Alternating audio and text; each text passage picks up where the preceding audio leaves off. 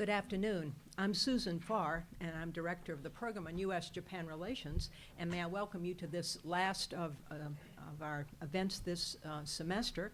We'll be reconvening at the end of January, and our first seminar for the U.S.-Japan program will be in early February, and we hope so much you'll join us at that time.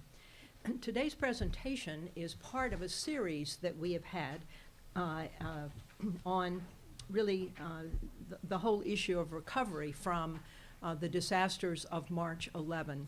We've had seminars joint with the Reischauer Insitute of Japanese Studies. We'd have seminars on the psychological dimensions of that, on the issue of nuclear power, and today we'll be looking at the issue of actual recovery from those disasters.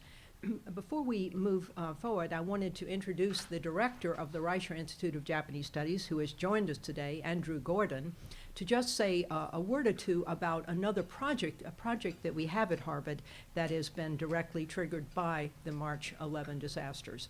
Andrew Gordon. Right, thank you, Susan. Well, I think most of you know at least a bit, I mentioned it before, that we're working with a number of partner organizations in Japan and this country to create a digital archive of the disaster on Andy, maybe since this is being recorded, perhaps you might come to the microphone. Sorry.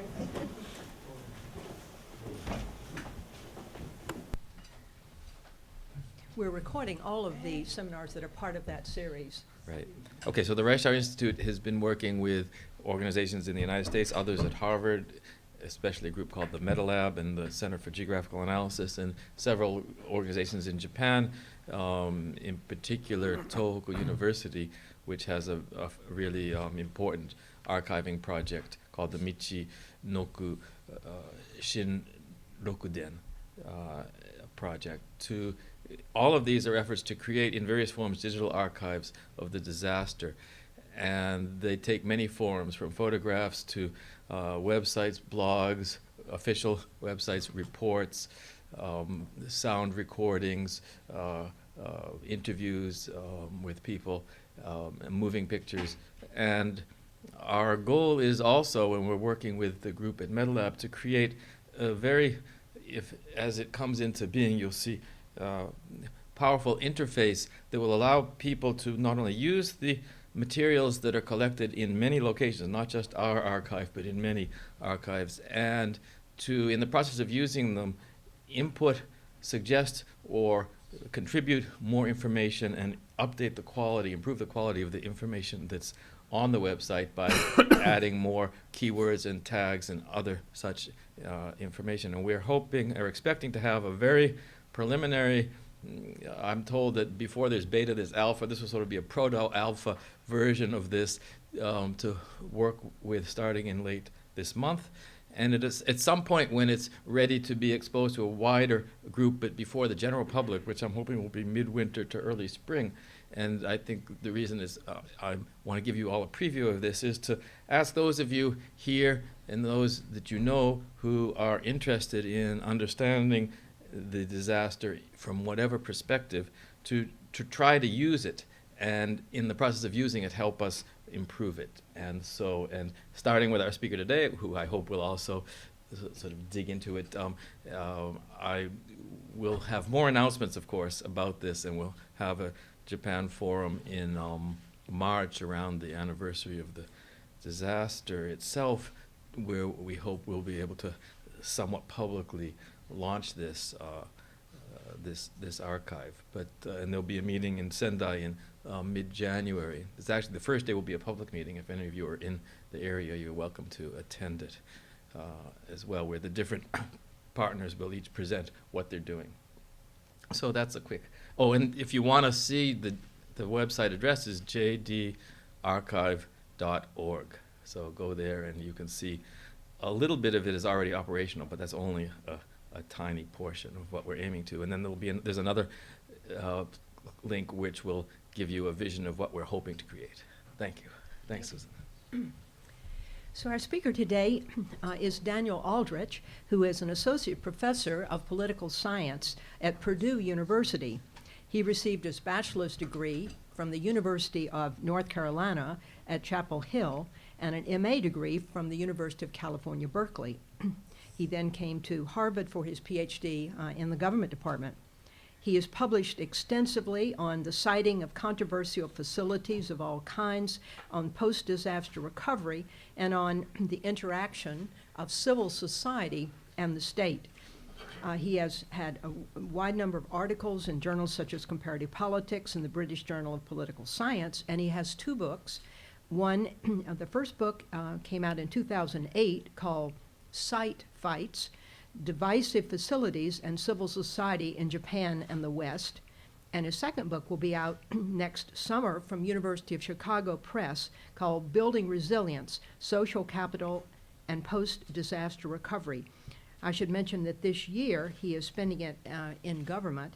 He is with the U.S. Agency for International Development as part of a unit that's dealing with counterterrorism in Africa. He's a fellow of the American Association for the Advancement of Science. So it is a great pleasure to introduce him to you, and I should mention he is a former postdoc of the Program on U.S.-Japan Relations, Daniel Aldrich. Thank you very much, Susan, Bill, and Shin for making this possible today. I'm going to begin with a thought experiment. Imagine that you're living a normal life with your family and your friends, and one day you're told a disaster is coming, your house is going to be destroyed, please leave. So you gather your children in your car, you drive north, west, east, south, wherever you go, and then you find out your house has been destroyed, your car is gone, your records are all out of touch. Your job is on hold because your employer was destroyed as well. This has actually happened to me. My wife and I were living in New Orleans with our children when Hurricane Katrina came in 2005. And this project grew out of our experiences, not only as people interested in the scholarship of disasters, but also in living the life of a survivor. How do survivors, their families, their communities, and their cities rebuild after disaster? What gives us resilience, the ability to bounce back after those kind of events that destroy homes and take lives? So normally I have to spend some time telling audiences why this topic is important. I'd argue that terrorism, while important for the US government, is perhaps not the most important thing for us as individual citizens, whether living in the developing world or the developed world, that the number of disasters over time has been increasing, as has been the damage from those disasters, and that most research until now, at least, has been focused on the technical aspects, engineering aspects of recovery. But of course, unfortunately, since March the 11th, as we've heard already, and Japan's compounded disaster of its tsunami, earthquake, and nuclear crisis, I think all of us in this room know all too well why understanding the process of recovery, understanding the factors behind recovery, is a critical move for us as both individuals and as scholars. So I want to show you a map that a colleague and I put together. This is Rick Whale and I. And this map shows New Orleans with different types of data overlaid on top of it. The dots that you see that pepper the map, those dots, either they're red, yellow, or green, those tell you how much an individual or a family sees their recovery. If they're green, this was about a year and a half after the disaster, the individual told us in interviews things were going well, the recovery had been smooth. If they're red, they told us they felt nothing had really changed from that date of August 29th, 2005. Their house was still a wreck, there is still mold growing in their basement, and so forth and so on.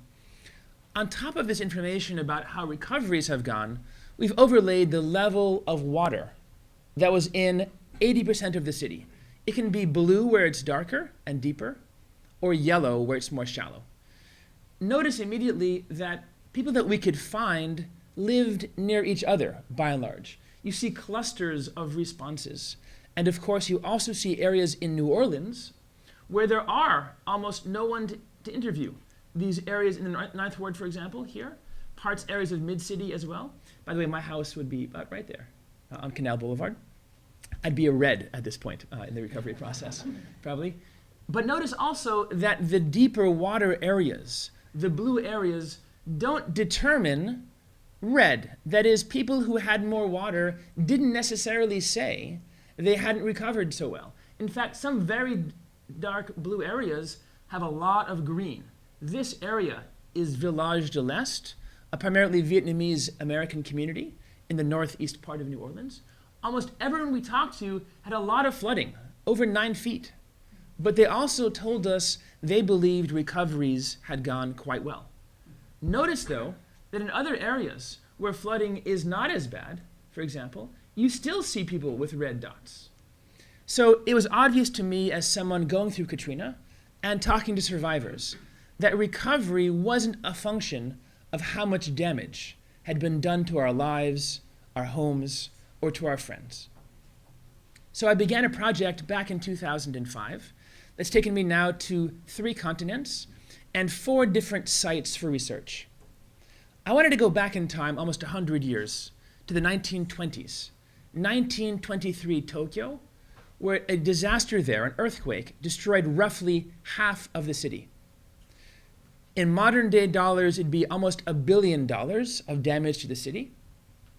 And I began poking around not city level data, but very much micro neighborhood level data. Thanks to a suggestion of a friend of mine, a fellow PhD from Harvard, Christian Brunelli, I found records from the 1920s and 1930s written down by individual koban. Koban are police boxes located neighborhood by neighborhood. And they kept very detailed records on population, on the number of people who came to vote, on the number of cars, the number of local pawn shops, details of life for years and years for survivors and residents. So with the help of a research team, I gathered information on 39 neighborhoods over roughly 13 years of life in Tokyo to see what happened to individuals in Tokyo before, during, and after this disaster. Also looked at the 1995 Hanshin Awaji Daishinsai, the Kobe earthquake there, which caused $100 billion in damage. And again there, rather than a city-level perspective, I worked to find levels of information on wards. Wards you might consider to be like a zip code level. And there are 9 wards in Kobe, which we followed for over 15 years. We wanted to make sure our data didn't come only from a developed nation. And even in the 1920s, of course, Tokyo was very much a metropolis on par with Western cities. So I also looked into 41 villages, 1,600 people, in the areas of Nagapatnam in Tamil Nadu on the southeast coast of India after the 2004 Indian Ocean tsunami. And finally, as I mentioned, as a survivor myself, I was curious what happened in New Orleans, so I collected data on 114 zip codes in New Orleans. So today I'll be giving just 2 of these cases, but if you're interested, the book will be coming out in about 6 months. There are 5 major theories that I could find on the process of disaster recovery. 5 theories which try to link factors in the area to outcomes for families, for communities, and for cities. The first one perhaps is the most common. Most of us imagine after disaster, the most important aspect of recovery is aid. How much money flows into a community will determine how well you do. So for example, after the typhoon in Myanmar, many people argued it'd be a slow recovery for individuals there because the government blocked most foreign aid from coming in and itself lacked the resources to provide assistance to many individuals. A second theory you find quite commonly is about governance. How well did mayors and governors and presidents govern during the disaster? For example, in New Orleans, many in the media blamed Mayor Nagin or Governor Blanco or President Bush for a slow recovery, arguing the decisions that they had made early on about FEMA or the National Guard or where to put supplies had been poor ones. And the recovery, they said, would have gone better had our leaders been more competent.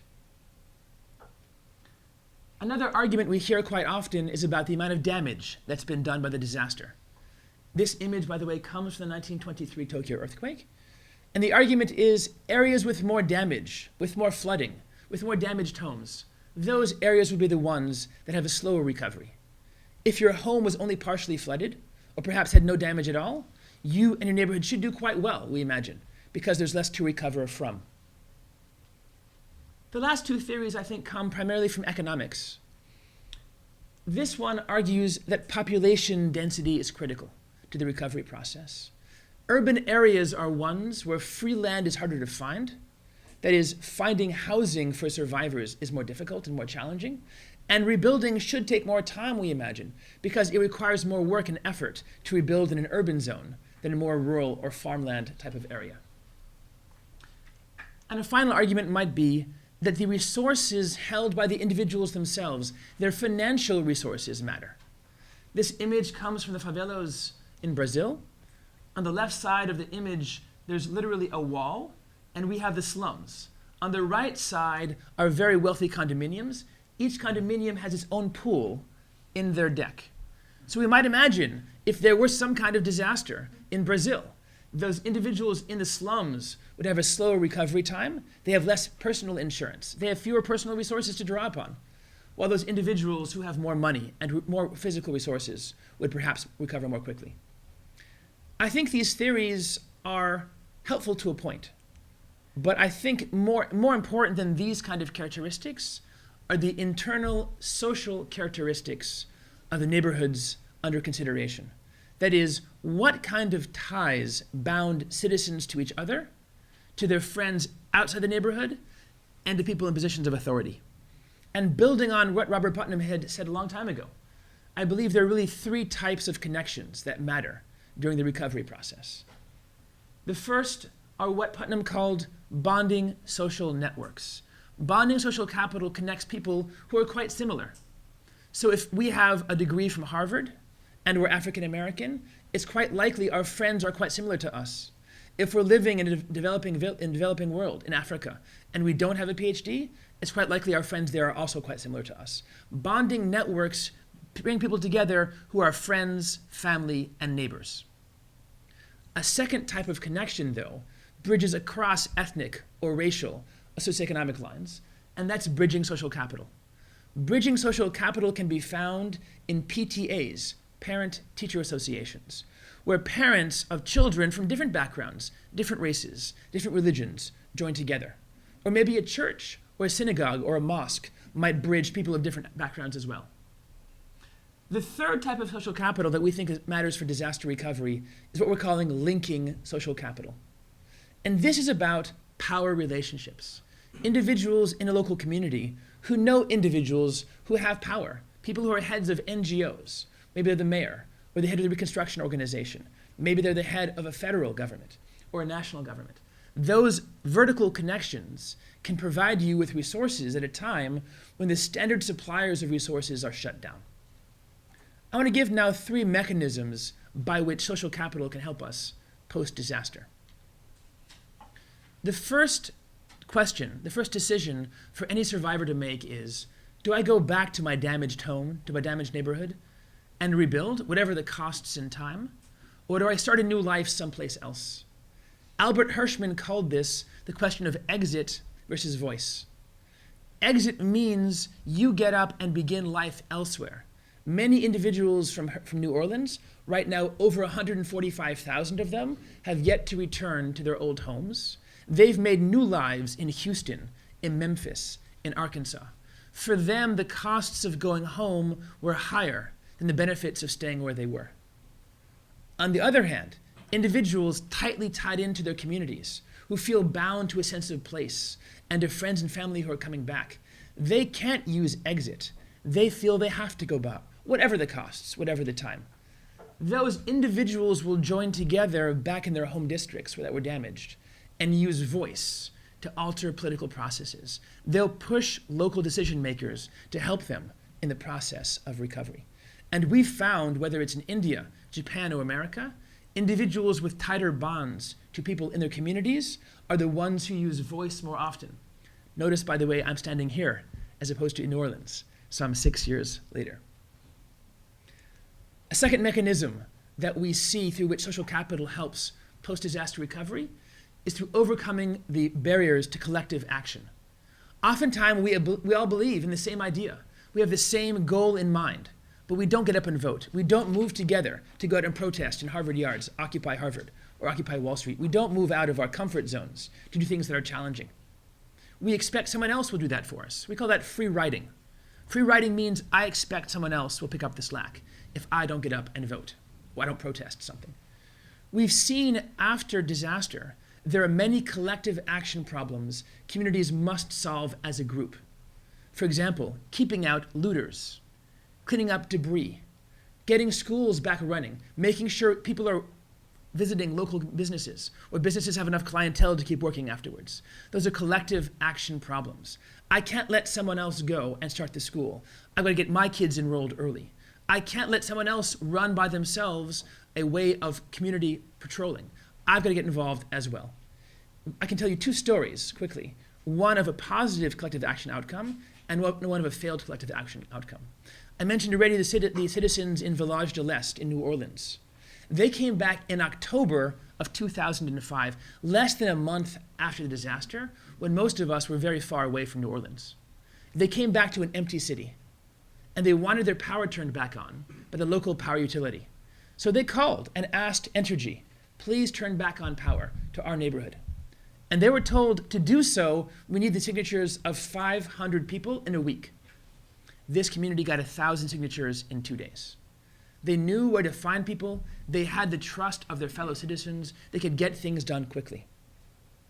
In Kobe, unfortunately, after the 1995 disaster, we have a story of a failed collective action problem. After the disaster happened, the city of Kobe promised every condominium in the city, privately owned, that if they all signed off, if every owner signed a petition to have debris removed from their area, the city would come in for free and remove the debris. The problem was most people in the condominiums didn't know where to find their fellow condominium owners. Some had left, some had moved elsewhere, didn't have phone numbers or email addresses for them. Fewer than half of the condominiums in Kobe took advantage of this plan from the city to have things removed for free, and the debris sat there, in some cases for 3.5 years, before it was finally paid for by private money. The final mechanism by which social capital works is through informal insurance. One might imagine that what matters is private formal insurance, paying money to a company like United Way or whatever it is, paying money to a company that will pay you back in the disaster. But we found that what really matters after disaster are resources you cannot get from normal providers. Schools are shut down, grocery stores are not operating, hotels aren't working either, and you need help. Or perhaps you need someone to help dig you out of the rubble of a collapsed house. That kind of aid is only available from neighbors, from friends, from people who know you. You can't pay money into a bucket and get it back. Informal insurance requires building local connections, building local expectations of reciprocity and trust. I'm going to show you quickly one example from the Kobe earthquake recovery process. This is a very small block in Kobe City. The upper part of this image shows what happened during the disaster. The vast majority of small, single-family homes in this neighborhood were destroyed either by the quake itself, because most of these homes were built in the late 1940s, or by the fires that swept through afterwards. Notice also how narrow the streets are to get into the inner part of this neighborhood. Within a year and a half, this neighborhood had worked out their own plan. Rather than rebuilding their individual homes, they would merge their plots of land and rebuild collective housing. That collective housing would be earthquake resistant as much as possible and fire resistant. Have spaces inside for working together and eating together, but have private space as well for sleeping. These joint condominiums were one of the many signs we saw in Kobe of this need to work together in the process of post-disaster recovery. Notice also how much wider the road is after they've redone it and merged all of these homes together. I want to now, in the time to talk I have left, about 2 of the 4 cases in my book. The first I want to talk about is the 1923 Tokyo earthquake. And this is actually a picture of a tragedy about to happen. Most of the people living in Tokyo at the time were renters as opposed to owners. And when the fires broke out afterwards, they threw their possessions into a small wagon and dragged them to open spaces. This is from Ueno Park. And they parked their wagons together, which made sense at the time. But unfortunately, you see in the background smoke coming up over the horizon. This entire area was a conflagration. About less than 3 hours after this picture was taken, all of these possessions were destroyed by the fires that broke out afterwards. And if we track across Tokyo, those 40 different Koban neighborhoods I mentioned over time, we see an interesting pattern. Between 1922 and 1923, Tokyo lost on average 40% of the population across these neighborhoods. That is, roughly 2 in 5 people either died or left the area. In the next year, between 1923 and 1924, we had a recovery rate of around 40%. 40% of people came back in. New immigrants came back in as well. But between 1923 and 1933, the average across these 40 neighborhoods was quite close to 0. People didn't come in, they didn't go out. But notice these blobs. These individual blobs are outliers of these 40 communities. That is, individual communities whose recovery rates were far above or far below the average for Tokyo. Why did some communities over time have very high positive rates of growth in their neighborhoods, and others seem to consistently hemorrhage population over time? So one quick analysis that we did simply broke all of those 40 neighborhoods into 2 groups: areas which had high levels of social capital and areas with low levels of social capital. Now, how do you measure social capital in 1920s Tokyo? Well, first you begin by reading the work of people like Andy Gordon, people like Sally Hastings, to understand how did people organize back then? What did they do in groups? How might we understand how cooperatives might work 100 years ago? And working with these historical documents, I had 2 different metrics for how to measure the length of connection, or the strength of connection between individuals. One was the number of times per year each neighborhood got together to rally, to protest, or to march. Those Kobans, neighborhood by neighborhood, measured every single month over this period how often they saw rallies, demonstrations, and protests. We have a very good record across these 40 districts, how often people worked together. Now, in the 1920s, it was the height of Taisho democracy, but also as we edged into the 1930s, the beginning of pressure from the top down to reduce these kind of demonstrations. So working together in demonstration is one example of collective action. To get together, to leave your homes, to get outside and march, that requires working together as a group. That was one measure that we used here. A second measure we got was voting turnout in both municipal and national elections. In the 1920s, universal male suffrage was just beginning, so we can measure across these roughly 40 districts how often individuals got out to vote, which at the time was very costly. Voting lines were up to 4.5 hours long in some cases. You're sacrificing a day of work to go and vote. And again, the individual payback to you might be quite small. So using this number of voting turnout and the number of demonstrations per year and breaking them across, you see a very big difference. Those neighborhoods which had high levels of voter turnout and high levels of mobilization over time, the average recovery rate of population was 6%. That's 6 percentage points above the average over this period. Notice for those neighborhoods, there is variation, of course, but the average for low social capital neighborhoods is almost exactly 0. Again, which is what we saw over most of the population for most of these demonstrations. That's the first breakdown. This is just using a bivariate analysis. And again, we can look at this over time also using a scatter plot of these voter turnout over time. And again, we see a positive relationship between voting turnout percentage and population recovery. And we can also use over time the number of demonstrations per year, per district over time, against population return.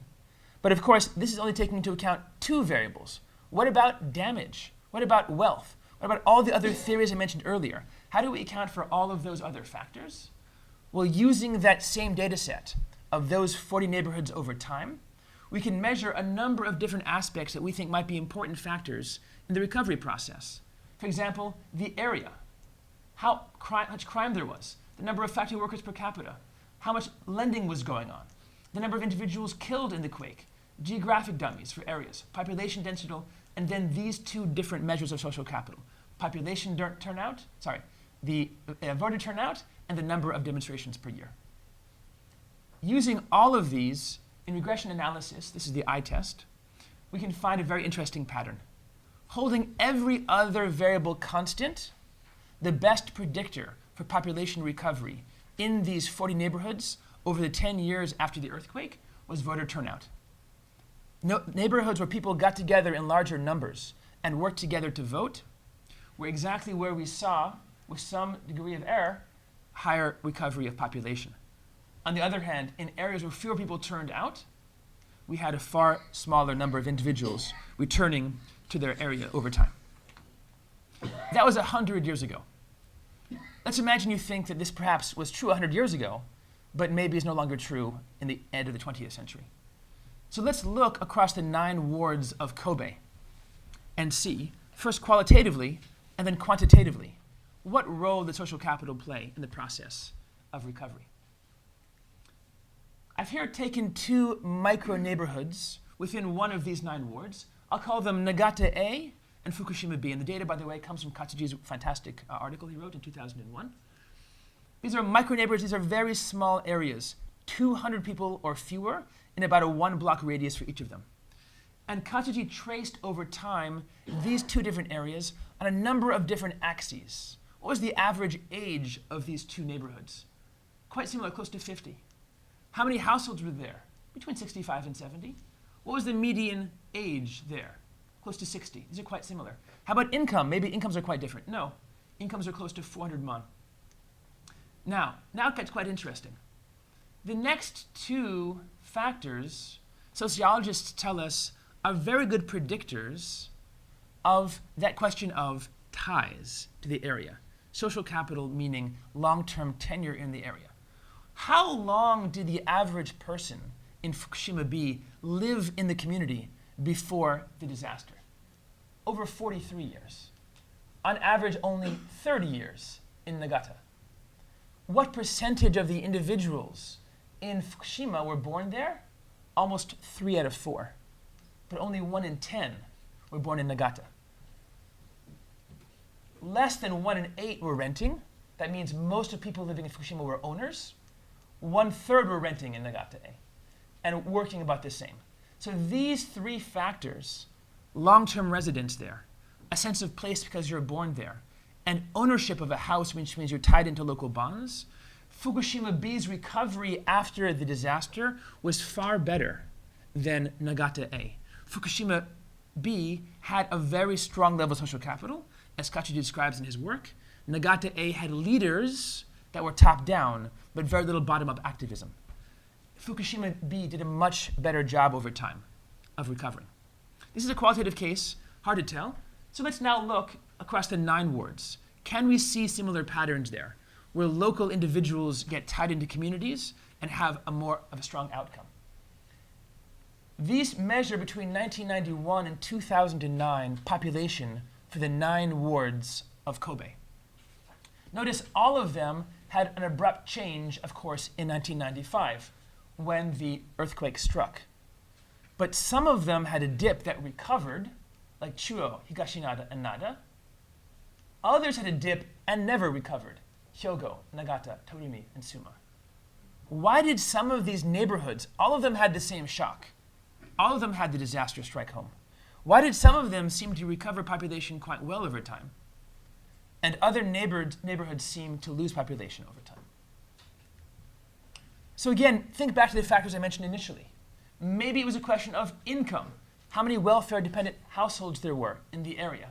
Maybe it was a question of damage, how many people there were affected or killed by the earthquake. Maybe it was population density or socioeconomic status. Or maybe it was the number of nonprofit organizations formed in each neighborhood over time. So again, this is the ITART. I can give you the article afterwards. But again, holding everything else constant, the best predictor of population growth in the post-Kobe earthquake area for 10 years was the number of nonprofit organizations formed in each ward during that period. How many people got together and did that collective action obstacle of working to form a new group? It could be Machizukuri, it could be a Chonaikai, it could be a local bowling club. These are organizations formed locally to help improve the quality of life for their neighborhood. These aren't international NGOs, these are local NGOs only. Okay, let's say that I'm right, and social networks are critical for the process of recovery. If so, what can we do as scholars, as individuals, and as influencers, people who want to change public policy, both in Japan and America? And of course, thinking as well, hopefully, about the Tohoku disaster. So of course, we all remember Fred Rogers, may he rest in peace. Fred Rogers asked us, won't you be my neighbor? So there's an experiment done actually about 5 years ago where a man in Manhattan called up all of his neighbors and asked to have a sleepover at their apartments.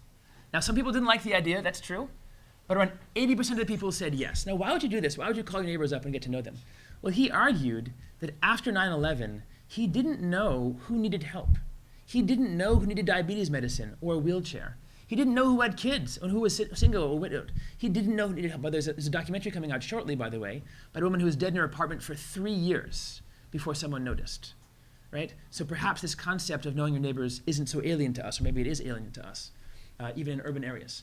So the first suggestion we've been giving policymakers in Indiana, in America, in Japan, and even in Africa is let's work to build local ties, local trust, and local knowledge.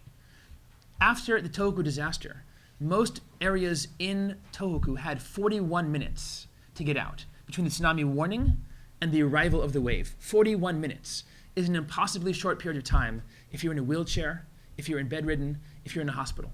You need help to get out of your homes. You need people to know that you need help, to be able to take it out of your home.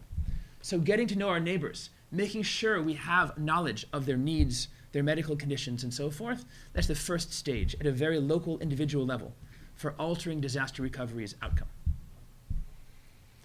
The second might be a block party. Now, this is from Indiana, so perhaps it's a little slow compared to Cambridge, but a block party means people come together for an event. Now, in Japan, by the way, Cho Naikai are given money from Matsuri. You actually can get money from the central government in Japan to hold festivals in your ward or your neighborhood. So I'm encouraging American decision makers as well to think about investing in communities, not with new roads, not with new buildings or new empty infrastructure, Hakamono kind of projects, investing in social ties. Give money to communities to have events, to have weddings, to have local festivals, religious or otherwise, to bring people together more often. And this would strengthen both the bridging and the bonding ties, because now you meet people living not next door to you, but maybe down the street you haven't met them in a while, or maybe around the corner you'll never meet them on a normal day. Right? This is another way to build ties up, to build expectations and reciprocity. These last two recommendations are much more costly, and you'll see why in a second. But I think they're also, because they're more costly, perhaps more effective for communities. This is indeed, as it seems, a focus group. We've been testing focus groups in South Africa and Nicaragua in post-conflict societies to see if it's possible to bring people together who normally would never have met, people from different ethnic backgrounds, different races, different socioeconomic classes. And for a period of approximately 3 months, we have them meet every week for an hour or 2 or 3. And during that period, we can discuss anything they want to discuss. You can be talking about AIDS or gender roles. The question can be local development. We found simply the process of bringing people together to talk about issues and public policy gives these participants high levels of trust in each other and in the government over time. So focus groups take more time and more organizational skills, but having these events over time means we can build up levels of social capital even in developing post-conflict societies like Nicaragua and South Africa. The final suggestion would be to begin using fake currency, or as we call it, community currency. Community currency means rather than being rewarded for an act or a good deed with money, with American dollars, or in this case, Canadian dollars, we're going to pay you in a local currency. In this case, it might be Cambridge dollars or Ithaca dollars. In Japan, there are actually cards, Visa cards. You can stock full of these, yen. They're not real yen, but they're yen spendable locally only. And for every act that you do of volunteerism in your community, reading to the aged, helping someone across the street, volunteering at schools, you're given a certain amount of rewards in this community currency that can only be spent locally. And initial studies show the cities in Japan that have these community currency programs have high levels of trust in each other and deeper networks in areas where we're not using these kind of programs. So again, these are just policies to build on this concept that social networks matter. Okay, I want to wrap up now. I began by arguing there are a number of standard theories we hear in the literature about wealth, governance, aid from the outside, population density. The arguments are the more damage, the slower the recovery. The more wealth, the faster the recovery. I think those aren't accurate. And the studies I have, both in Japan, India, and America, all support the argument that more than the physical infrastructure of a community, more than the roads or bridges being rebuilt, rebuilding the social infrastructure, ensuring the strength of social infrastructure, that will be the most critical aspect in the recovery process.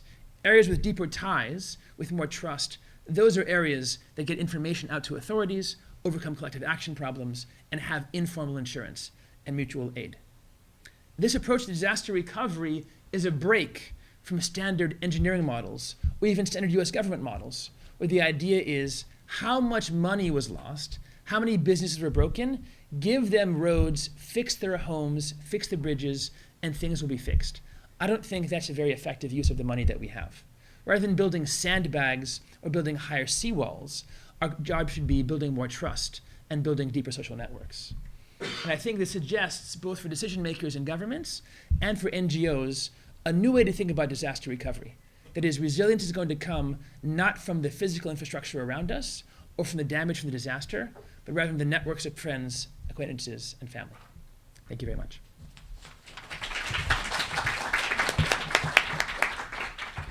Well, thank you very much. And I didn't mention in my introduction of Daniel Aldrich that he is planning to do some research next year on the Tohoku area.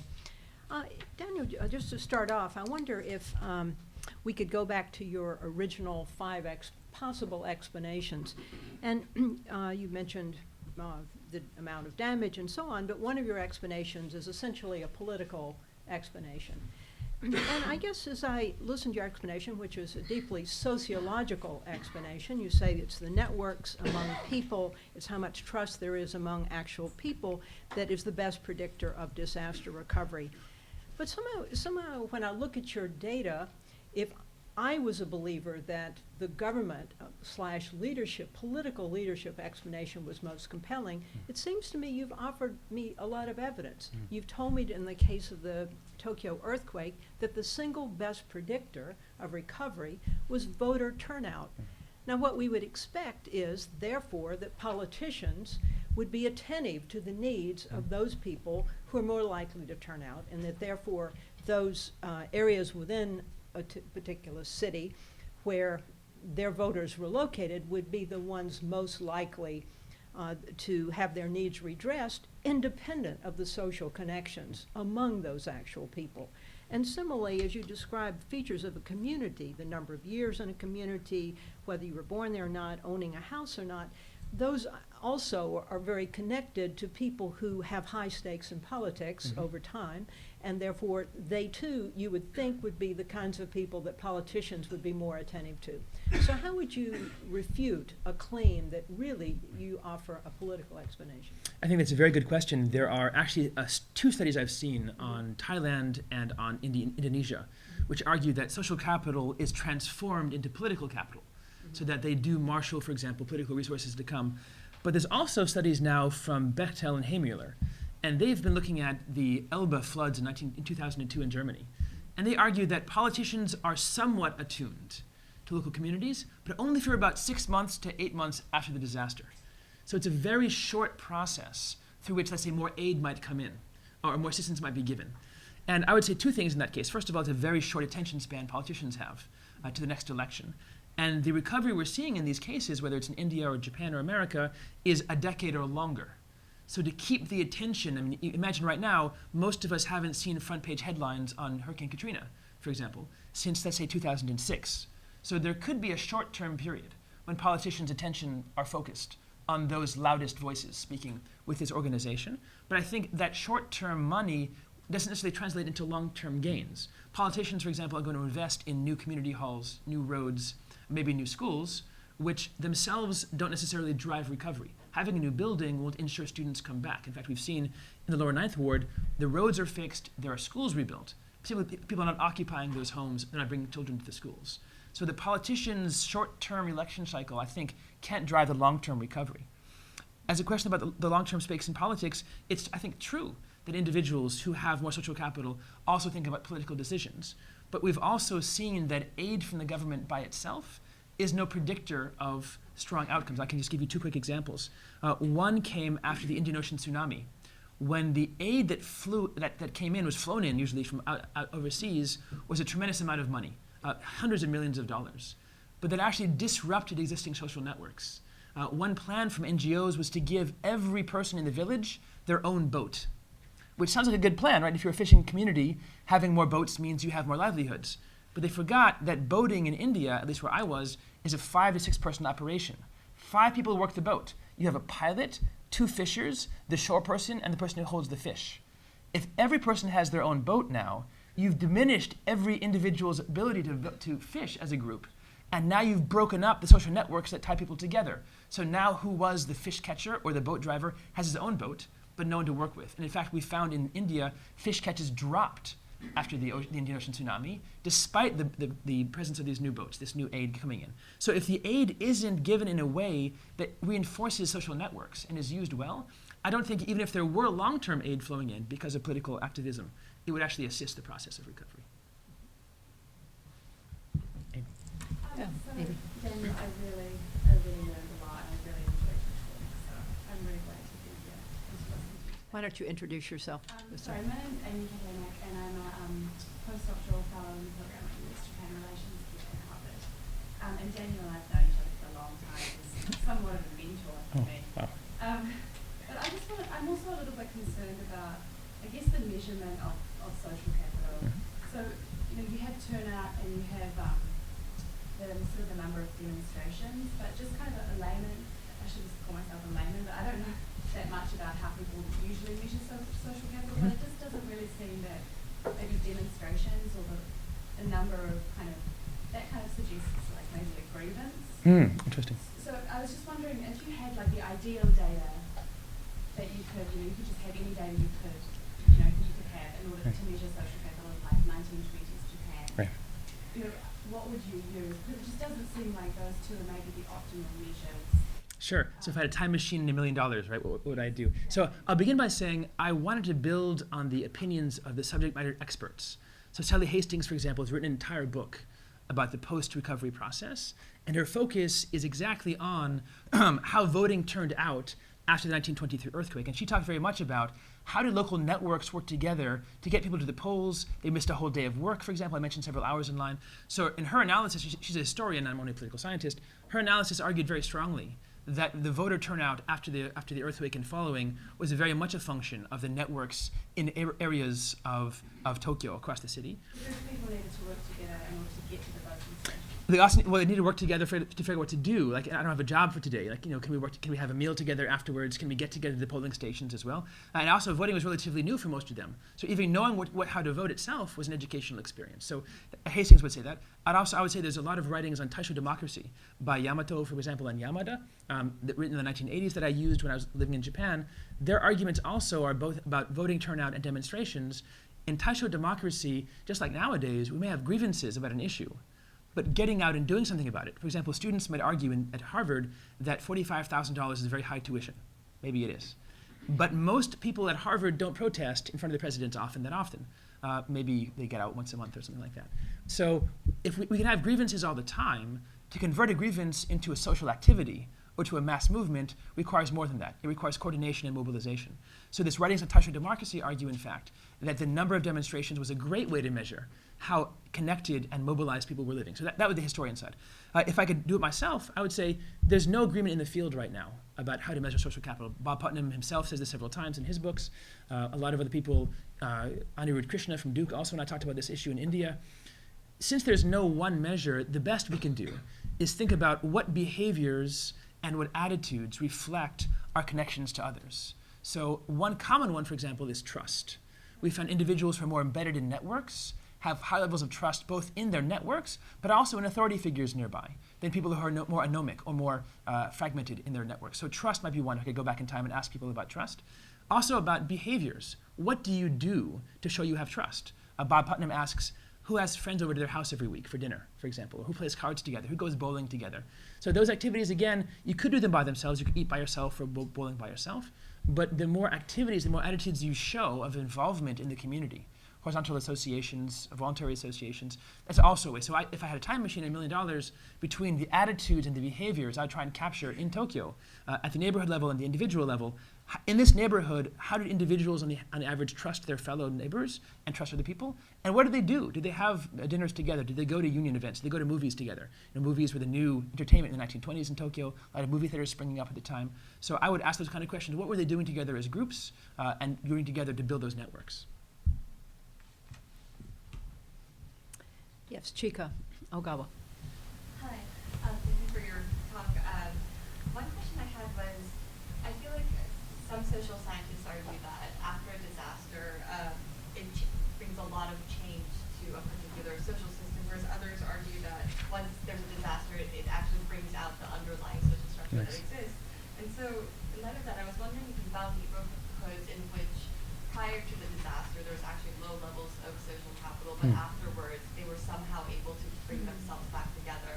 And alternatively, if you found examples of neighborhoods that started off with actually high levels of, a pro-demonstration kind of neighborhood, but then after the disaster, they could not get their stuff together. It's a fantastic question, and there's a debate in the field, which is, do disasters, do shocks alter the way that we interact with each other? There's a great book, if you want to read a popular press book, called A Paradise Made in Hell by Rebecca Solnit, S-O-L-N-I-T. She argues very strongly that a disaster actually doesn't cause panic or looting or mass hysteria. Disasters, she argues, bring us together, that people actually have high levels of bonding afterwards. But attempts to measure her theory have had mixed results. I'll just tell you one paper that I've read recently. Buckland and Rollins' article from 1999 argues that for about 6 months after the disaster, people did have measurably higher levels of communitarian beliefs, meaning rather than thinking about myself as an individual, I see myself embedded in a larger structure. But after 6 months, those effects went back down to 0. So I think in the short term, it's quite likely we do see, I mean, I heard stories all the time in Kobe, for example, in New Orleans, of voluntary associations, people working together, getting more involved. But again, I think those were a short-term phenomenon after the disaster itself. A year plus out, Tatsuki Shigeo also has done his work on this. A year plus out, we don't see those measurable effects anymore.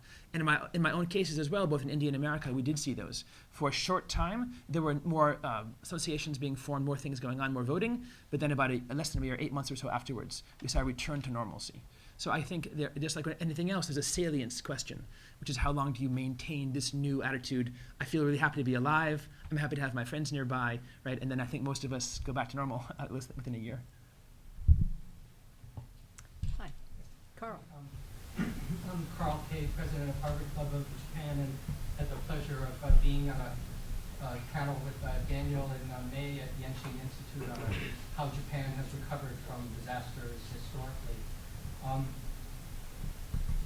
Coming from the sort of business world, I can't help but thinking, and it may be sort of academic silos, but wondering if that sort of exit and voice sort of issue, if there isn't an issue of sort of ability to make a living, sort of livelihood issue that is maybe should be a little bit higher up in the causality rather than kind of a symptom in terms of how people make these decisions and how some of these outcomes come about, and that granted that social capital has a lot to do with the economy, especially at the local level. I mean, I don't think you can easily separate them, but I would have liked to see a little more in kind of consideration of that variable. If people don't think there's prospects for making a living in an area, they might be more likely to leave. That's a fantastic question. Emily Chamley Wright of New Orleans has written a book called The Cultural Economy of Disaster. And she argues the question of businesses, she did over 800 interviews with people living in New Orleans afterwards. And she asked them all the time, what was the top question for you? Was it your business? Was it your family? And she argued people would tell her, whatever I have to do to come home, I will do. If it means working at the school as a janitor, if it means opening up a bakery, if it means working at a gas station. So oftentimes, I think people that I talk to as well in all these cases, who are still alive at least, they said that if they had to go back, they were going to go back no matter what. If they had no job or a job, if their business is nearby. I talked to one person in New Orleans who drove 27 miles to go shopping. The nearest gas stations and the nearest things were in Metairie, which is far, far to the west of where they were living. And every week to go shopping for a family, she drove 27 miles each direction to go shopping. That's a really long way to go, right? To pick up bread and everything else. But in her mind, being back was worth it, even without her job being reopened. I would say there's one other interesting thing. There's an article recently on Rikuzen Takata, and a baker there. I think this is front page of New York Times, actually, if I remember correctly. And he described how, Wall Street Journal, thank you, Wall Street Journal. Yeah, he described how this was a man who had traveled extensively and had a degree from some Todai, Waseda, Keio, I don't remember exactly where, and he got a letter from his mom before he graduated saying, please come home. He went back home, opened a bakery. The bakery, of course, was destroyed by the tsunami. A lot of his friends were killed, people did everything. And he said, I'm going to open this bakery no matter what. And he's been literally, and I think it's a bakery the size of these two tables together every morning at 4 o'clock, baking his sweet paste and selling them out. He's not making any money, he said. He hasn't broken even yet. There's almost no economy there to sell to. But in his mind, making the sweets and regaining normalcy for people in the shelters, and of course they'll be in shelters probably by my estimation for 3 to 5 years, at least in some of these areas. His job in his mind isn't making money off the baking, it's rebuilding the social networks enormously. One more quick story. A friend of mine actually, who's a chaplain, let's say, in Tokyo, he began driving up the yakiimo trucks from Tokyo to give out free yakiimo or sweet potatoes, yams that are cooked over open fire. It was a 17-hour drive each way, and he paid the drivers for 350 kilograms of yakiimo. And they'd go up and they'd go to the front of the shelter, turn on the old yakiimo thing, right? And they'd give them away for free. And I have pictures of people coming out crying, saying this is the first time we feel normal again, living in these shelters. And so when I said to him, you're spending $2,000 on yams, what are you doing? And he told me that in his mind, this was a return to normalcy. Right? To these people, this was a rhythm of daily life in rural Japan. They hadn't heard that voice of the yakiimo truck. At that point, that was back in August, so for roughly 4 or 5 months. So again, I agree with you, jobs matter, but people that I've talked to and the examples I can give, sounds to me like the first thing that's driving them is the desire to rebuild, to be part of the community, to help things better. If the money comes from the business afterwards, great. But again, I'm not sure having the job itself is the first decision that they have to make. Ezra Vogel, and then Andy Gordon. If you thought about the social structure that gives rise to this kind of network, it's a non-mobile society. I mean, I would think pre-war villages where people did not come and go, but basically stayed there. You gave one example where families that people were born in the place had much more stability. A factory town where everybody worked in the same factory would have. So in a way what you're arguing is that the non-mobile societies have kind of social capital to work well. But what do you do in highly mobile societies? That's fantastic. So I would say first, I agree that the longer term tenure gives you the deeper networks and deeper bonds, but we also see variation. So we're measuring right now in I think over 280 villages across from Aomori down to Chibaken. We're measuring in 280 villages various levels of social capital, demographics, recovery, population resilience. And we're finding very big differences in both evacuation rates, survival rates, but also in tenure rates, how long they've been there in these areas. So even in places like Japan, which is, I think, a more non-mobile society, there is variation locally across these questions of social capital. Even in Tokyo and in Kobe, again, in a non-mobile society, people had different variations. But it's a good question. What about a mobile society? So I would go to the extreme and say, Facebook and Twitter are no complement or no substitute for face-to-face connections.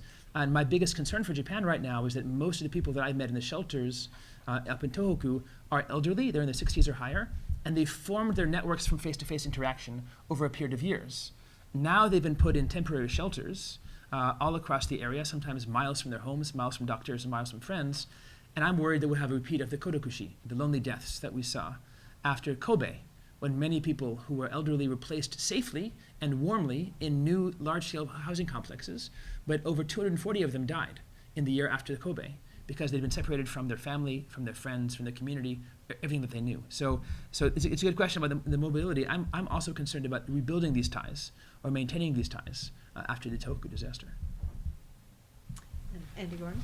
Yes, I think my question connects very well to Ezra Vogel's question, which is if we, and maybe it's even just another way to ask the same question, but I think it may be a little different, but if we accept that the social networks of the various sorts that you described are crucial factors, and that makes sense to me intuitively as well as through the data you presented, what is it that then determines more fundamentally the strength of a social network?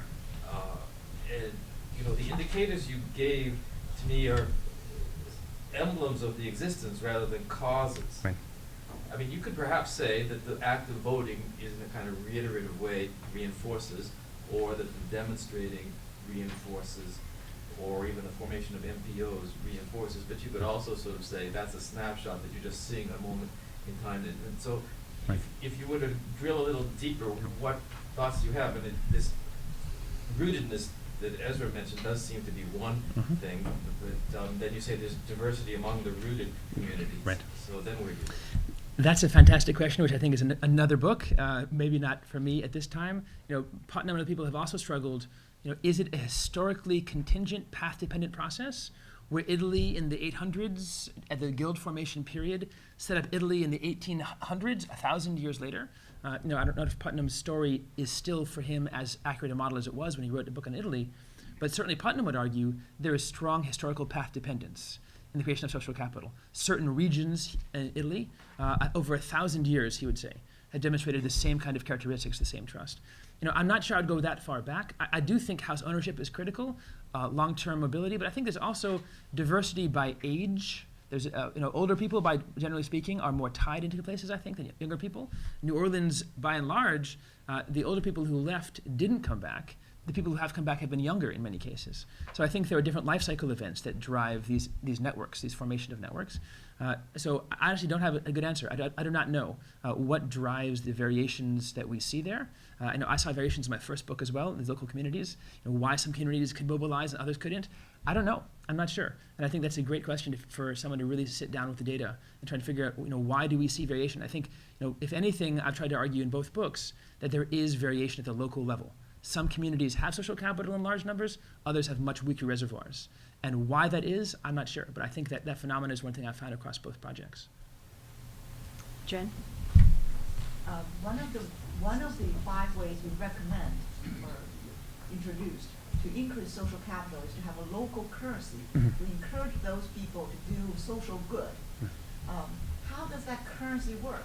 What does it get you? Can you buy anything with the currency? I find that idea is fascinating. So in Japan, where I saw it, it did 2 different things. You could use the local currency to buy at local stores only, so not Costco, for example, not McDonald's, but local mom and pop stores, local rice snack stores, farmers markets. You could use the currency to buy there. And you could also use it at certain chains that were in the area. So if there's a co-op, for example, that operated a distribution of agricultural products, you could use it there. So you're restricted in the areas you can spend the money. It can't be spent outside physically, but it also can't be spent on stores or chains that aren't based locally. So in America as well, if you've ever been to Ithaca, New York, Ithaca dollars also. They're taken at the farmer's market, at barber shops, at small mom and pop stores, but not Walmart or Kmart or the other large box stores. So the idea again is to create a virtual cycle where I'm involved in the process of volunteering, I'm rewarded, and then I go and build more networks with businesses locally, with barbers locally, with farmers locally, to try and make those face-to-face connections, to make those new networks, and then they see me as well as part of the process, and then they'll be staying local. So this is, you can think about this as the buy local movement in a sense, writ large. It is very much a buy local, spend local approach.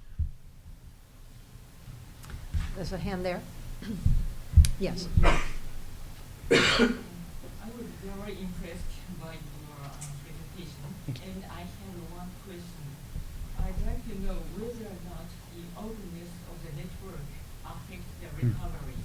Because I experienced Kobe earthquake, and at that time I remember that some DuPont and P&G and Nestle were in Kobe, and we didn't think that they were foreign companies.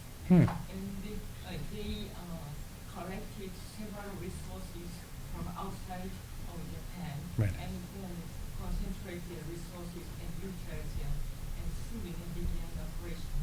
And we were very, they contributed a lot Right. for our recovery, Right. and also individual level.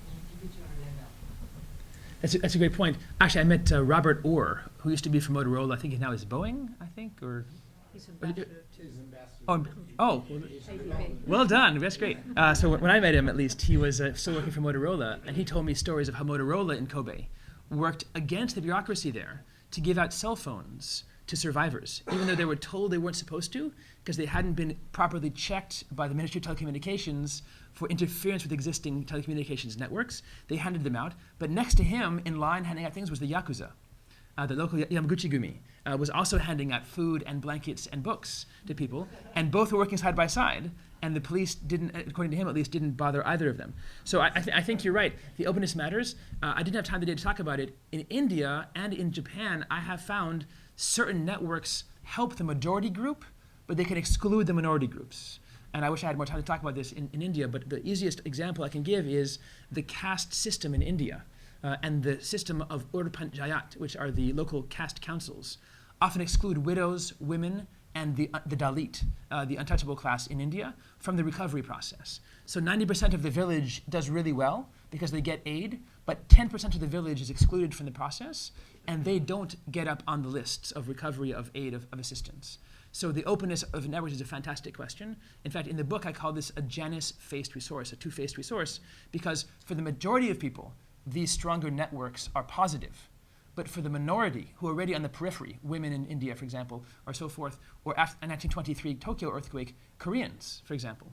And I think it'd be a fascinating project. I didn't have time to do this, but to use GIS data and track where the riots against Koreans took place versus existing social networks. That is, as the outgroup, were Koreans targeted specifically by neighborhoods in Tokyo that had better levels of bonding social capital and therefore wanted to attack the other. So I think the openness matters a lot. And I saw a lot of closed networks operating after these disasters, and those closed networks did push out individuals on the periphery, and I think that's a very dangerous thing.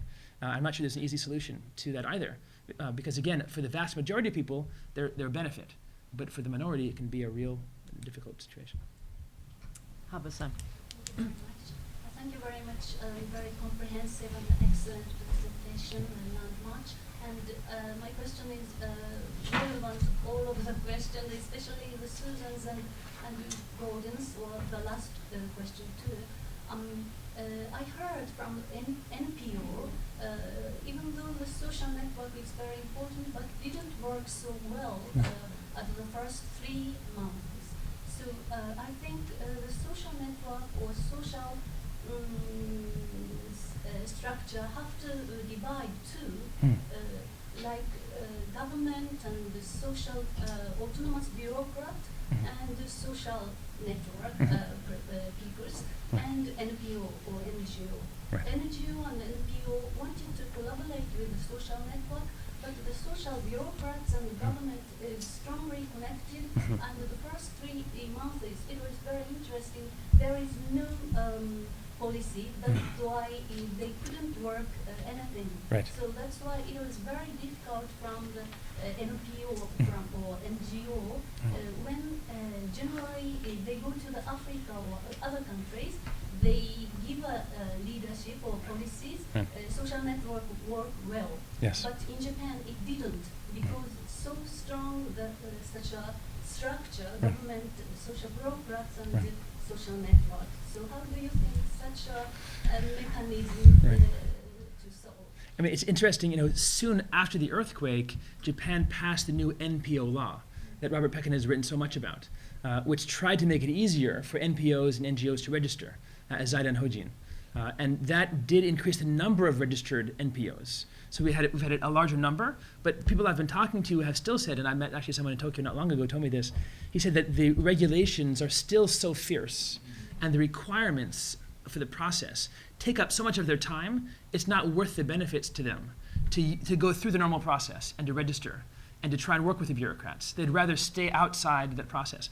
And I think this is a problem for Japan, especially in an era where both the government has high debt and there are many social problems going on, and the NPOs could be, in a sense, another pillar of supporting social problems and solving things. But the legislation is so hard. So I'm not sure I have an easy answer, but I agree with you that I have definitely seen that regulations have gotten in the way of those NGOs, NPOs, being able to do their job and assist local survivors. Absolutely.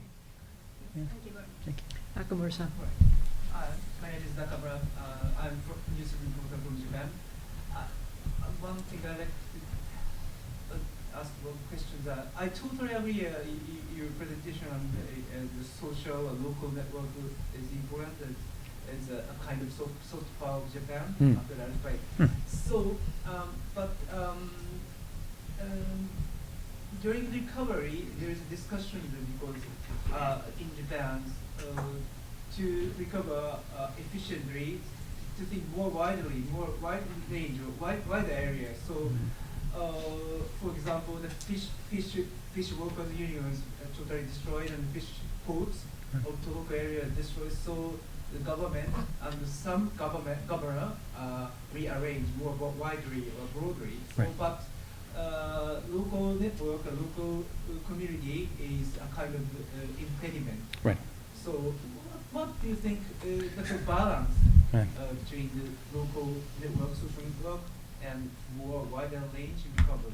I think this is a really challenging question for governments to handle.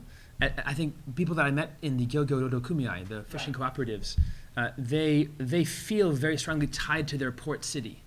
So they feel that their job is to work locally and to help the economy locally.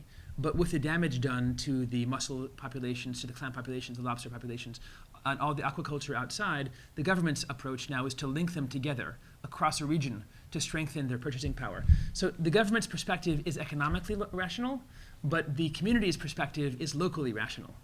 And I think this is one of those cases where both sides have a very good point. And that is, the fishermen don't really want to be tied now to some fishermen from Miyagi if they're in Iwate, or tied to Fukushima, right, where they're worried about, for example, damage from radiation.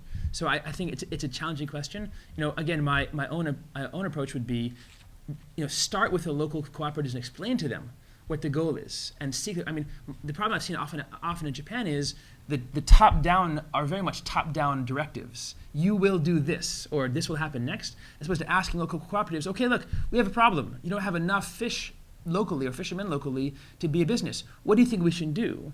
And then, for example, there is a national level fishing cooperative at the national level. They're not as involved in the policymaking process because the government's taken over some of the power. So I think that might be a way to share locally again, or share nationally with the civil society organizations and ask them how they think they can be involved. What interests do we have in common? Everyone wants Japan to rebuild. Everyone wants Tohoku to be strong again.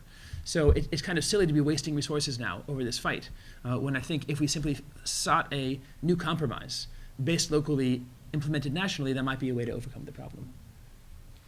Shin Fujihira. So Daniel, I have two questions.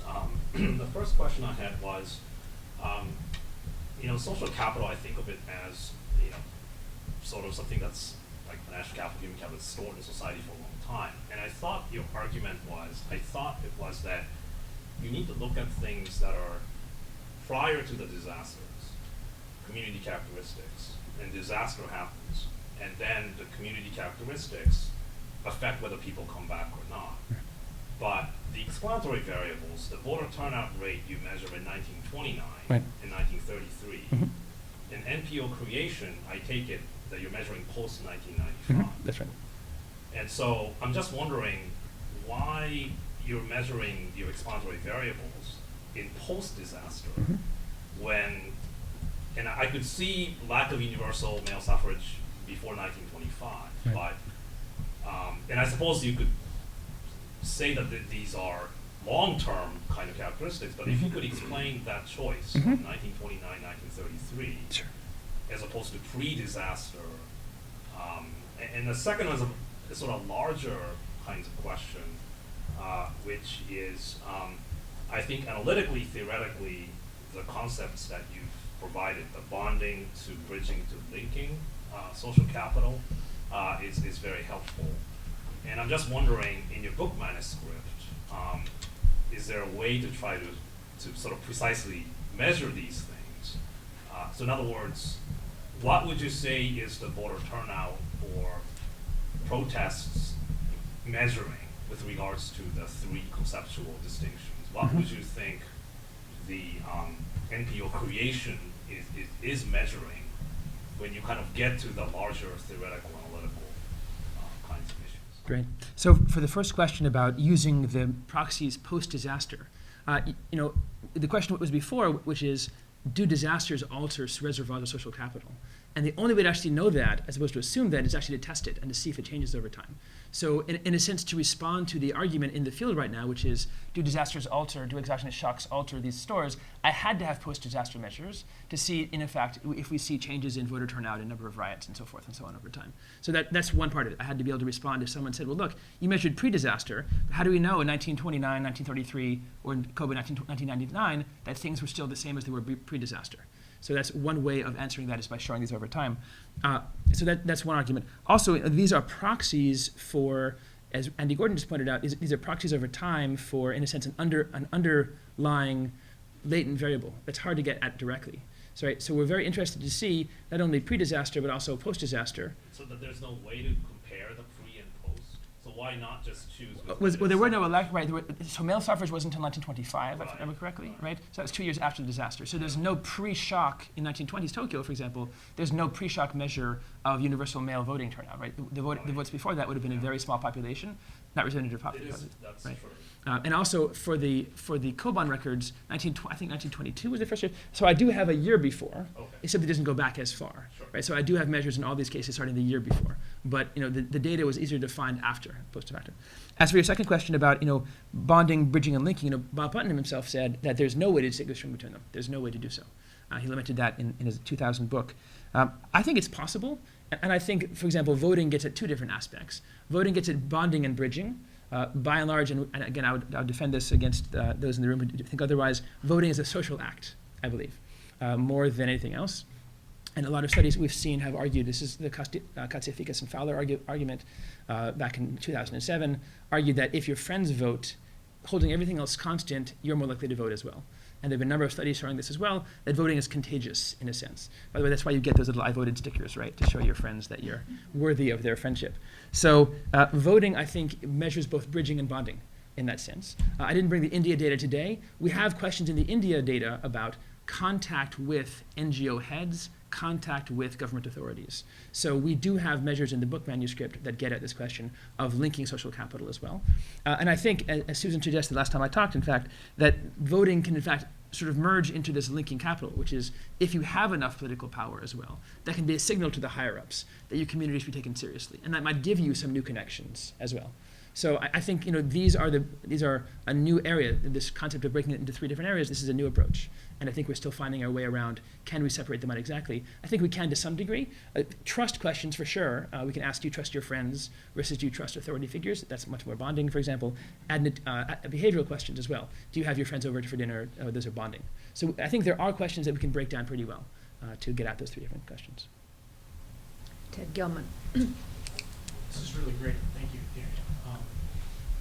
And at the risk of making this a Bob Putnam fest, going back to one of his earlier works on bureaucrats and politicians, and you talk about linking and knowing people in power, given the broad range of cases, how do you address that? And even in a particular place like Japan, there are plenty of cases where knowing the mayor is really important. Right.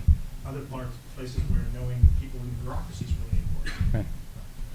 Yes, before I began the project, I spoke to Anirudh Krishna at Duke, who's done literally years of work in rural India and Rajasthan. And we talked for a long time about this question, which is how do you measure these often criticized and criticizable concepts right in the field? And at the end of the day, the answer I got from him, and these are my own words, would be you have to use what's historically and contextually accurate. Right? So for example, in the India case, I don't use voting turnout data. That's for two different reasons. One is because in the rural areas, people just don't vote, by and large. Or if they vote, it's en masse. They bring the entire village in, they vote, and they come home again.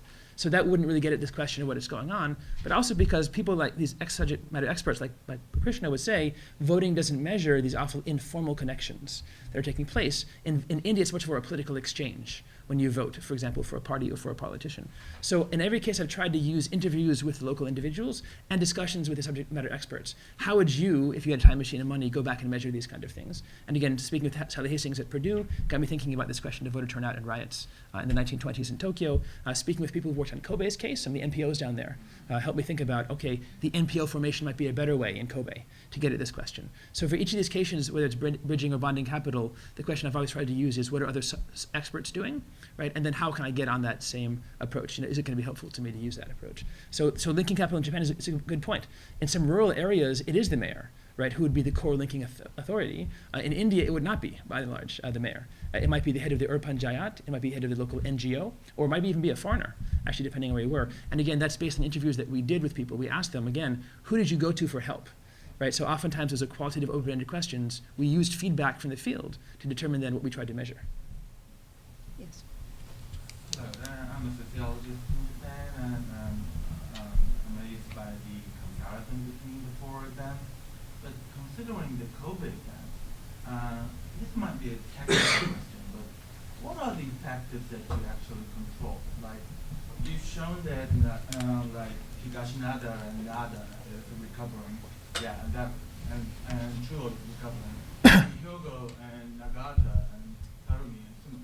Obviously, someone who's lived in Kobe will know that Hyogo and Nagata and Sumo, Tarumi are all neighboring the Tetonaika, the ocean. And Higashinada and Nada is very famous for being Yamanote, which is a place that wealthy people live. Right. So obviously you've considered this already, and I'm not suggesting that you didn't, but like land price or this kind of economic factors, or maybe just like probably you considered it already, but the rate of aging people, or like the rate of minorities in Japanese sense, like Korean immigrants or. Oh, it's interesting. So the last one actually isn't possible because the Japanese government does not ask people, for example, if they're not Zainichi Kankokujin. They're not allowed to ask. There are data on those communities in Kobe, the minority communities, but there's the census data cannot ask in Japan about ethnicity. But to answer your question more directly, I do control for a number of things you mentioned, for example, but we control both socioeconomic inequality, the gaps between the average level of income there and the income in this ward, but also the number of welfare-dependent households per capita, and what were the percentage of the individuals nearby in this community, right, who had to rely on government aid, for example, to get the questions of economy, population density as well, to see were the areas closer or further from the ocean different as well, and then again, of course, people killed by the earthquake, along with the NPOs. So, we only had around 153 maximum observations for this set, so we couldn't add many more. We're controlled by the degrees of freedom that we're allowed to use here. So, and again, I talked to sociologists locally. That's why we had two different measures of socioeconomic inequality and also welfare dependence, along with questions of population density to get these questions. Does it matter beyond those areas? And again, controlling for those factors, and again, here's the model if you want to see all the various dibs and dabs and the stargazing. Controlling for all those models. At the end of the day, the largest factor you can see here across all three models, and again, we use three different models here, across all three, the largest effect, the largest coefficient, came from the numbers of NPOs. There was some small effect that was barely measurable, 0.02 in two of the three models for socioeconomic inequality, a slightly larger effect for welfare dependence, right, and slightly small effect for number of people killed. But again, these are much smaller effects by 3 orders of magnitude, right, versus the number of NPOs per capita over time. So there were very small effects from those, but this graph that you see here controls with other factors, economics, welfare dependence, population density, and so forth, to give this prediction outcome. So yes, we try to think through as a team what other factors will be playing a role. Again, going back to this first 5 we talked about, right? Damage from the earthquake, economics, and so forth, to make sure that these regressions would take into account other explanatory factors. Daniel, on this point, could you just give us a sense of what you mean by NPOs? Give us some examples of NPOs that were created. Sure. So, and these are, at the ward level, oftentimes individuals said, we don't think that we're thinking hard enough about planning. Let's make a Machizukuri Chonaikai here. So these are individuals who might already be involved in the planning process or not, who said we need some architects, we need local landowners, we need park developers. We want to build in our ward, not to improve Kobe, right, but to improve our ward. How do we think through better process of functionally improving our neighborhood? So some people I talked to in Mano and Mikura, these are the kind of things they formed. These were local Machizukuri organizations. There are also organizations formed to help children afterwards. A lot of children expressed PTSD, post-traumatic stress disorder, where they had trouble sleeping, anxiety. A number of nonprofits formed locally with doctors, psychologists, and counselors to try and offer children post-school activities that could help them reintegrate and deal with these tragedies that they'd gone through. And the third type was for housewives, actually. The number of housewife associations forming locally, again, not Kobe-wide, but locally. And so Kobe kept track very closely of the number of NPOs created over time in these wards. And we got the data directly from the Kobe city government for these NPOs. Any more questions? Well, I think we're at the end of our time. I'd like to thank you so much for really a wonderful presentation. Thank you all for coming. Thank you very much.